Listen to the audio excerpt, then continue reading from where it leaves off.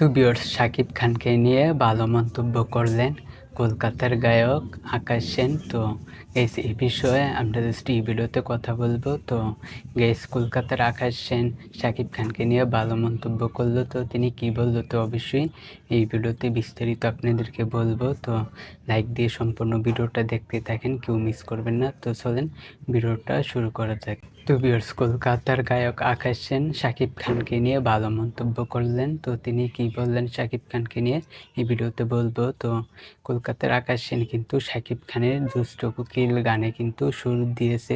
দুষ্টু কোকিল গানের সাফল্য মঙ্গলবার বিকালে কলকাতা থেকে হোয়াটসঅ্যাপে প্রথম আলোর কাছে ভালো লাগার কথা বলেছেন কলকাতার গায়ক আকাশ সেন। বিষয়টি ভালো লাগছে, এত অল্প সময়ে সিনেমার গানে বড় অর্জন।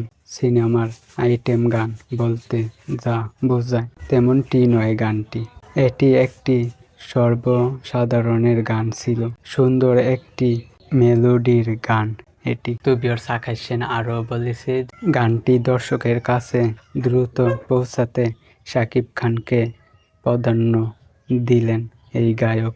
তিনি আরও বলেন, মিমির সঙ্গে গানটির মধ্যে শাকিব খান ছিলেন, যেখানে শাকিব খান থাকে দর্শকের আলাদা একটা মধুর চাপ তৈরি হয়।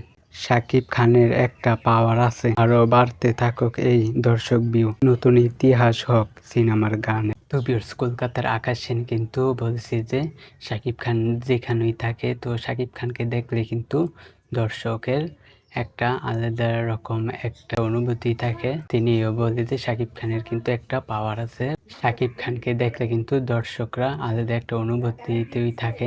শাকিব খানের কিন্তু একটা পাওয়ার আছে। তো এটাও কিন্তু বলে কলকাতার আকাশ সেন। তো শাকিব খানকে নিয়ে কিন্তু কলকাতার আকাশ সেনের ভালো মন্তব্য। তো ভিউয়ার্স, এই বিষয়টা আমি আপনাদেরকে জানিয়ে দিলাম। তো ভিডিওটা ভালো লাগলে অবশ্যই চ্যানেলটিকে সাবস্ক্রাইব করবেন। আজকের ভিডিও এই পর্যন্ত, পরের ভিডিওর জন্য সবাই অপেক্ষা করতে থাকেন। ভিডিওতে লাইক দিতে কেউ ভুলবেন না।